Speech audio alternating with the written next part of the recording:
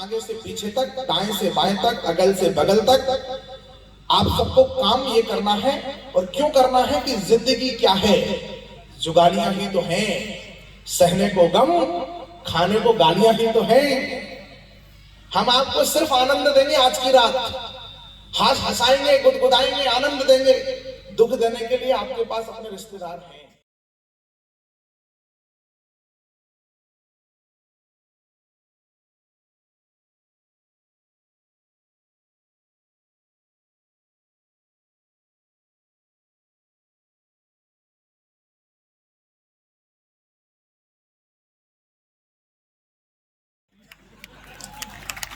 इसके लिए हमें कोई श्रम करने की आवश्यकता नहीं है।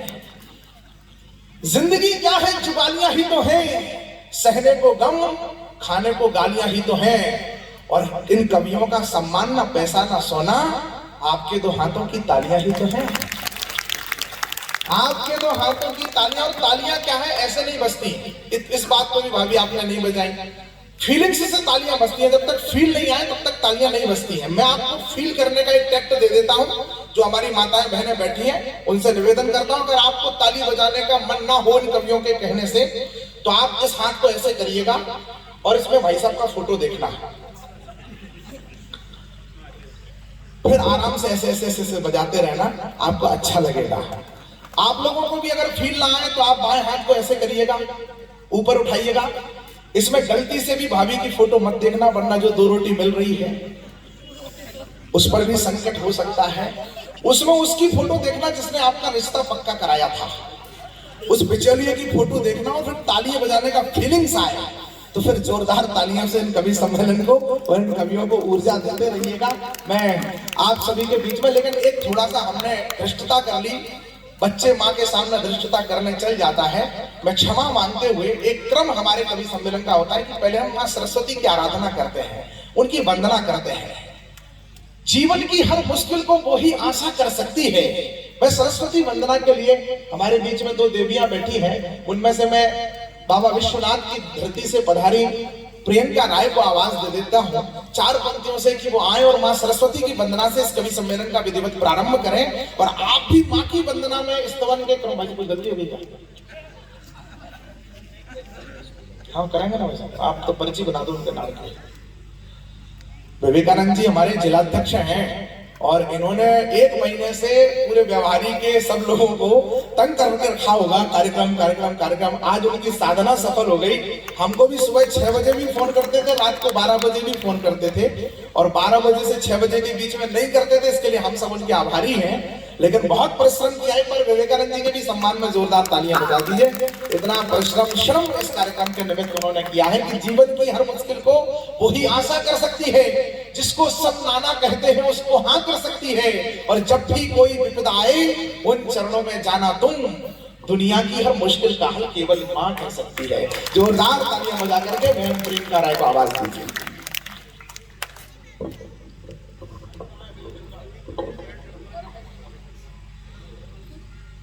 ज्ञानदायिनी माँ वीणा पाड़ी के श्री चरणों में शब्द पुष्प समर्पित करने का मंच से आदेश हुआ है।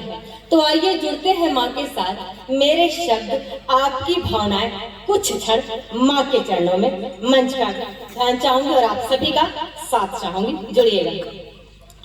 शारदे शारदे शारदे शारदे शारदे शारदे शारदे शारदे, अपने चरणों की रज से हमें तार दे। शारदे शारदे शारदे शारदे, क्या मांगते हैं माँ सरस्वती से हम, सुनेगा। वेद पावन पुनीता और गीता लिखो, राम जी संग संग मैया सीता लिखो। सूर्य रस खान तुलसी कबीरा सिबन, लेखनी में बसो मैया मीरा सिबन। मेरे शब्दों को देवी धवल धार दे। शारदे शारदे शारदे शारदे। अगली पंक्तियों में हम सभी क्या कामना करते हैं, सुनेगा।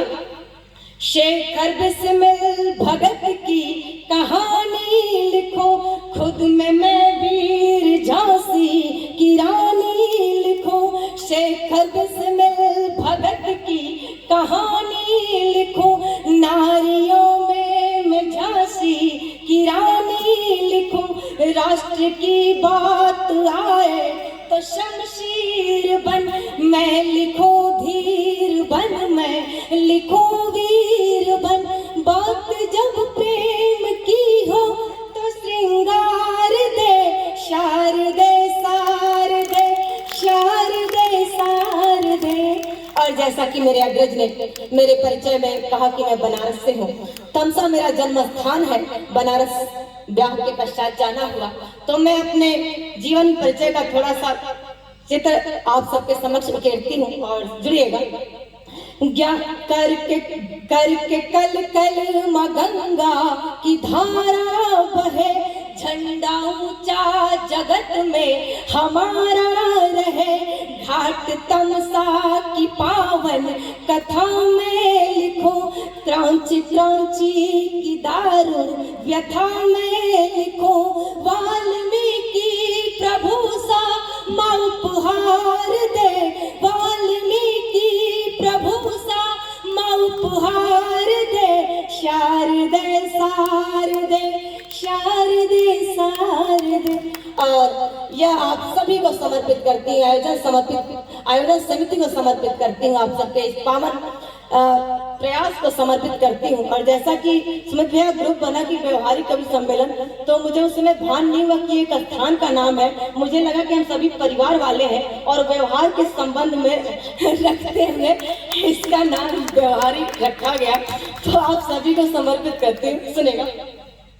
ज्ञान का कर उजाला तिमिर माँ हरो, हर मनुज के हृदय भावना से भरो, नेह बरसा दो मैया न सूखा रहे, कोई बालक यहाँ पर न भूखा रहे, आचरण में मैया सदाचार दे, आचरण में मैया सदाचार दे, शारदे सारदे, शारदे सारदे। और वंदना की आखिरी पंक्तियां जिसके लिए हम सभी प्रतिबद्ध हैं वो समर्पित करती हूँ कि दीन दुखियों के हक की लड़ाई लिखूं, जो भला हो उसी की बड़ाई लिखूं, दीन दुखियों के हक की लड़ाई लिखूं, जो भला हो उसी की बड़ाई लिखूं, बीड़ा पाड़ी धवल वस्त्रधारी है माँ, हंस की करके आजा सवारी है माँ, बीड़ा पाड़ी धवल वस्त्रधारी है माँ, हंस की करके आजा सवारी है माँ, विश्वव्यापी जगत में माँ तू प्यार दे, विश्वव्यापी जगत में माँ तू प्यार दे, शारदे सार।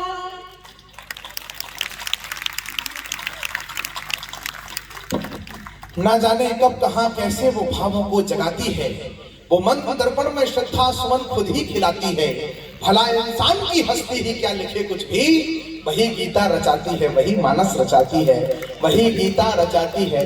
उस माँ शारदा का स्तवन हुआ है, वंदन हुआ है, एक बेटी ने किया है, तो हमें भरोसा रखते हैं 3 बेटियों के नाम और मुझ तक पहुंचने चाहिए, वो उनका काव्य पाठ इस मंच पर होगा। हाँ, विद्यार्थी हैं हमारे बीच में। देखिए एक अद्भुत शुरुआत है। आज राष्ट्रीय कवि संगम का यहाँ अधिवेशन भी हुआ, बहुत सारे कवियों ने होटल में जाकर के, उस सभागृह में जाकर के कार्यक्रम में अपना हिस्सेदारी की। उनमें से कुछ कवि हमारे बीच में बैठे हैं। बहन प्रियंका कटनी से हमारे बीच में पधारी हैं, आशीष तिवारी निर्मल पधारे हैं, और आशीष जी हमारे बीच में नरसिंहपुर से कवि पधारे हैं, आशीष सोनी। उनसे भी मैं निवेदन करता हूं, वो आज के कार्यक्रम के अतिथि कवि हैं। एक कवि के परिवार में कोई संकट आने के कारण हमने उनको अचानक से आमंत्रित किया। आशीष सोनी जी नरसिंहपुर से हमारे बीच में पधारे हैं, उनसे निवेदन है कृपा पूर्वक मंचासीन होने की कृपा करें। और अब हमारे पास एक प्यारी सी बेटी का नाम आया है, वह है प्रियांशी केसरी, जो हमारे बीच में एक संक्षिप्त सा काव्य पाठ करेंगे। आप सभी से प्रार्थना है, एक बार जोरदार तालियां बजा करके इस महोत्सव में पहले अपने आंगन की तुलसी को पूजने का हम सब काम करें। प्रियांशी केसरी जी।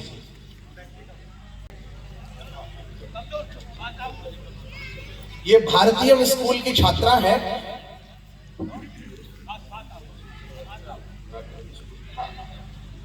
और ये 3 स्कूलों का भी प्रतिनिधित्व इस पूरे कार्यक्रम में होने जा रहा है। इसमें एक स्कूल की छात्रा, एक विद्यालय की छात्रा हमारे बीच में प्रियांशी केसरी। एक बार तालियां बजा करके इस बेटी को, इसको तुरंत इसी से बोल देखिए, कोई हाथ का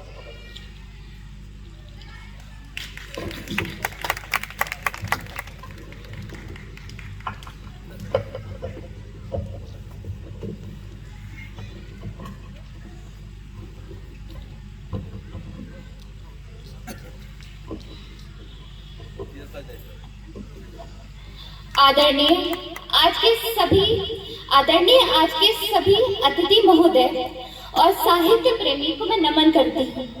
मैं प्रियांशी मिश्रा भारतीय स्कूल की तरफ से आप सभी को प्रणाम करती हूँ। मैं आज आप सभी के सामने रानी दुर्गावती जी के बारे में कुछ चंद पंक्तियां कहना चाहूंगी कि गूंज उठा यश काल गई उस वीरवती छत्राणी का दुर्गावती गौंडवानी सी स्वाभिमानी रानी का, कि गूंज उठा यश काल गई उस वीरवती छत्राणी का दुर्गावती गौंडवानी सी स्वाभिमानी रानी का, कि उपजाए हैं वीर अनेकों विंध्याचल की माटी में दिए गए हैं रत्न देश को मारे बाकी घाटी में, कि उनमें से ही एक अनोखी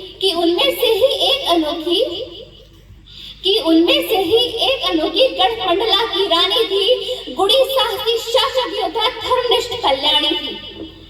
यह उस समय की बात है जब मुगल शासन अपना धीरे धीरे पग रख ही रहा था, लेकिन दुर्गावती जी ने आखिरी दम तक उनको चुनौती की तरह खड़ी रही कि दूर दूर तक मुगल राज भारत में बढ़ता जाता था, हर एक दिशा में चमकदार सूरज सा चढ़ता जाता था, कि एक बार रानी को उसने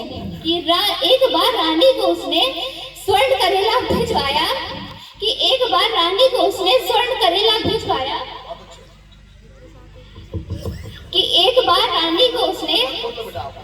समय सीमित है, पढ़ना खोल लो आप अपना, खोल के पढ़ दो जल्दी। कि एक बार रानी को उसने स्वर्ण करेला भिजवाया, राजसभा को पर उसका यह कड़वा निहार नहीं भाया, कि बदले में रानी ने सोने का पिंजरा भिजवाया और गुप्त दूत के माध्यम से उसे आगरा भिजवाया, कि दोनों ने समझी दोनों की अटपट सांकेतिक भाषा थी, बड़ा क्रोध अकबर का तब रानी से नहीं ये आशा थी, कि रानी की शासन क्षमता और सूझबूझ से जल करके अकबर ने आशफ खां को भेजा तक सेना देकर भेजा लड़ने, कि बड़ी मुगल सेना को भी रानी ने बढ़कर ललकारा, आशफ खां सा सेनानी भी 3 बार उससे हारा, कि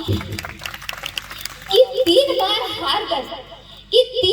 हार कर आशफ तैयार हुआ रानी से लेने बदला नई फौज संग बढ़ते जवालीपुरम तक आ धमका, जवालीपुरम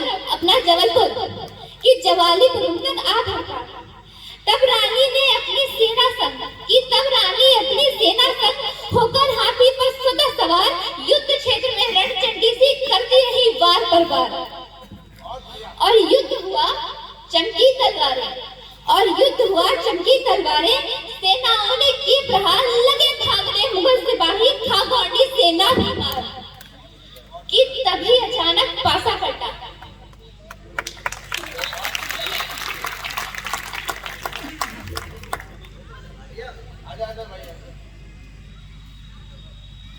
ये देखिए अपने आंगन की तुलसी को सींचने और पूजने का काम है, इसको धैर्य पूर्वक करिए। कवि सम्मेलन में बेर करिए, बहुत जरूरी काम है। कविता के बीजों का रोपण हो रहा है इस शहर में, आप लोगों के लिए एक बहुत शुभ संकेत है। मैं प्रणाम करता हूँ, स्वागत है। कि तभी अचानक पासा पड़ता छोटी सी घटना के साथ काली घटा गोंडवानों पर छाई, होने लगी तभी बरसात। कि विधाता की गति भी देखिए, कि उनकी चाल भी देखिए, कि कभी बुद्धि हर लेते हैं तो कभी प्राकृतिक रूप से संकट कर देते हैं। कि अभी यहाँ मुगल सेना हारने ही वाली थी कि स्थिति ऐसी उत्पन्न हुई कि परिस्थिति रानी के हाथ से धीरे धीरे खिसकती। कि भूमि बड़ी ऊपर खाबड़ थी और महीना था आषाढ़, बादल छाए थी, वृष्टि हुई, नरी नाले में आई।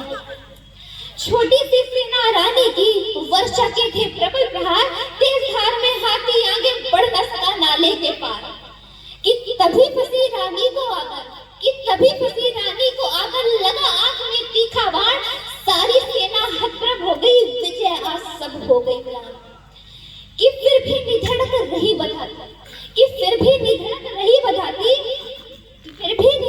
बधाती सभी सैनिकों की वह आस, बाण निकाला खुदे हाथ से, यद्यपि हार का था एहसास। कि क्षण में सारे दृश्य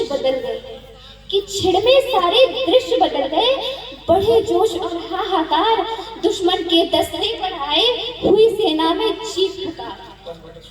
कि घिर गई रानी जब अनजानी, रहा न स्थिति पर अधिकार, तब सम्मान सुरक्षित करने किया कटार हृदय के पार। कि स्वाभिमान सम्मान ज्ञान है, माँ देवा के पानी में जिसकी आभा साव झलकती है विस्मंडला की रानी में। कि कुछ आखिरी पंक्तियां कहना चाहूंगी और विराम देना चाहूंगी कि कभी जीत भी यश नहीं देती और कभी जीत बन जाती हार। कि कभी जीत भी यश नहीं देती और कभी जीत बन जाती हार, बड़ी जटिल है जीवन की यह गति, समय जिसे दे जो उपहार। कि कभी दगा देती है दुनिया, कभी दगा देता आकाश, अगर न बरसा होता पानी तो कुछ और हुआ होता इतिहास। धन्यवाद। बंधुओं, ये आपके नगर की बेटी थी जिसने देवी को प्रणाम किया अपनी कविता से। मैं इसको प्रणाम करना चाहता हूं। प्रत्युत्तर और प्रतिकार की बहुत घटनाएं हैं भारत में। मातृशक्ति यहाँ पर बैठी है, तब एक टिप्पणी के साथ इस बेटी के प्रति आभार व्यक्त करना चाहता हूं। ओरछा में नृत्यांगना हुई है भाई साहब, जिसका नाम हुआ है राय प्रवीण नाम की नृत्यांगना को भी अकबर ने अपने दरबार में पेश होने का हुक्म भेजा राजा को। उसको पेश होना पड़ा सामने। अपने कवि गुरु आचार्य कवि केशव जी की शिष्या थी। दरबार में खड़े होकर के उसने एक दोहा बोला। कविता की शक्ति और कविता की ताकत का अंदाज आपको एक दोहे में निवेदन करना चाहता हूं और व्यवहारिक काव्य रसिक श्रोताओं के मध्य उसको रेखांकित करना चाहता हूं। राय प्रवीण ने खड़े होकर के कहा कि बिनती राय प्रवीण की, सुनियो साहस जान, झूठी पातर भगत हैं, बारी पायस स्वान। 3 लोग झूठी पत्तल खाते हैं अकबर। एक बारी जो झूठी पत्तल उठाता है, एक बायस यानी कागा, मैं आजकल उसे सुअर बोल देता हूं, लोग बोलते हैं बायस यानी तो कागा होता है। मैंने कहा ऐसे व्याकरण नहीं, बेइज्जती की दृष्टि से समझो। सुअर कहने में आत्मिक आनंद की अनुभूति होती है। झूठी पातर भगत है, बारी बायस स्वान। 3 लोग झूठी पत्तल खाते हैं, बारी बायस यानी कागा और स्वान यानी कुत्ता। अकबर, इनमें से तुम क्या हो, फिर मैं तुम्हारी हूं। सुनते ही अकबर दरबार में लज्जित हो गया। मातृशक्ति को गर्व होगा अपने इस बात पर। अकबर ने लज्जित होकर के उसको पालकी में बिठा करके बहुत सारे स्वर्ण मुद्राएं देकर के वापस ओरछा भेज दिया। मतलब इतना कि वो इतनी सुंदर स्त्री थी, इतनी सुंदर थी, इतनी कि उसकी खूबसूरती की चर्चा अकबर के दरबार तक पहुंची। लेकिन वह राज्य की रानी नहीं थी, राज्य की नृत्यांगना थी। टिप्पणी पहुंच जाए तो व्यवहारिक के लोगों इस कवि सम्मेलन को प्रारंभ कर देना। वो राज्य की नृत्यांगना थी, रानी नहीं थी। रानियों की दासियां भी रानियों से बहुत सुंदर हुआ करती थी, पर राज्य की रानी नहीं हुआ करती थी। जब इंस्टाग्राम पर रील बनाने के लिए मर्यादाएं तार-तार हो रही हो, तब एक टिप्पणी इस कवि सम्मेलन में करना चाहता हूं। प्रारंभ में एक बहुत सुंदर बेटी की कविता के बाद में कि वह राज्य की रानी नहीं थी, नृत्यांगना थी, क्योंकि रानियां अदाओं से नहीं मर्यादाओं से बना करती है। तो यह मर्यादाओं का देश और कविता कुछ नहीं देती, एक विलक्षण दृष्टिकोण देती है। मैं एक बच्चा बालक को मुझे और आपके बीच में बुलाना है, लेकिन इन कवियों के मोहल्ले से भी एक कवि, वरना इनको लगेगा कि हमारा नंबर कब आएगा, इनके अंदर अधीरता आ जाएगी। इसलिए एक क्रम यहां से मैं, फिर एक बालक को आपके बीच में पुनः, एक स्कूल के विद्यार्थी को, मुझे 2 बच्चों को काव्य पाठ कराना है। मैं एक विद्यार्थी ने एक बालक को आपके बीच में बुला रहा हूं, जो सुमित सिंह विदिशा से हमारे बीच में आया है, सिर्फ इतनी सी भूमिका के साथ कि कविता दृष्टिकोण देती है। ये दृष्टिकोण का काम है। आपके अंदर जो भाव पनपते हैं, हम कोई नई बात नहीं कहेंगे, उन्हीं भावों को कविता और कवि शब्द दे देते हैं। भगवान श्री राम का एक चित्र आप सभी ने देखा होगा, जिसमें एक हाथ को ऐसे किए हुए हैं और तुड़ीर पर जो है बाण का संधान कर रहे हैं, सबने देखा होगा। एक कवि ने देखा तो भगवान श्री राम के बाएं हाथ और दाएं हाथ में संवाद करा दिया। अब क्या संवाद हुआ, 2 पंक्तियों में संवाद का आनंद लेना और एक विलक्षण दृष्टिकोण के कवि को आपके बीच में आमंत्रित करिएगा। एक कवि ने दोनों हाथों के बीच में संवाद करा दिया। बाएं हाथ ने दाएं हाथ से पूछा, अब दृश्य आप लोगों की आंखों में बसाइएगा। भगवान श्री राम बाण का संधान कर रहे हैं, उनका दायां हाथ कान के पास में है, बायां हाथ जो है कुलीर पर है और वो संधान कर रहे हैं। तो बाएं हाथ ने उल्हाना देते हुए दाएं हाथ को कहा कि दान मान सम्मान में रहा सदा अगवान। दान में, मान में, सम्मान में कोई बुके देने आ जाए, विवेकानंद जी तुरंत आगे। दान मान सम्मान में रहा सदा अगवान, आज जाके पीछे छिपा देख दशानन बाण। आज दशानन का बाण सामने तो पीछे जाके छुप गया। उस उल्हाना का उत्तर, कवि का दृष्टिकोण, एक कवि का आपके बीच में आगमन। बाएं हाथ ने दाएं हाथ को उत्तर दिया। बाएं हाथ ने दाएं हाथ को जो उत्तर दिया, उस उत्तर का आनंद लीजिएगा कि श्री रामचंद्र के कितने पुरुषार्थी लोग बैठे, कितने राम भक्त लोग बैठे। अगला आपकी तालियां मुझे बताएंगी। बाएं हाथ ने उत्तर दिया, श्री रामचंद्र के कान में पूछत हो एक बात, एक एक कर 10 हथों या 10 हथों एक साथ, एक एक कर 10 हथों 10 हथों एक साथ। जोरदार तालियों से आमंत्रित करिए पुरुषार्थ और पराक्रम के बहुत तेजस्वी युवा कवि सुमित सिंह विदिशा।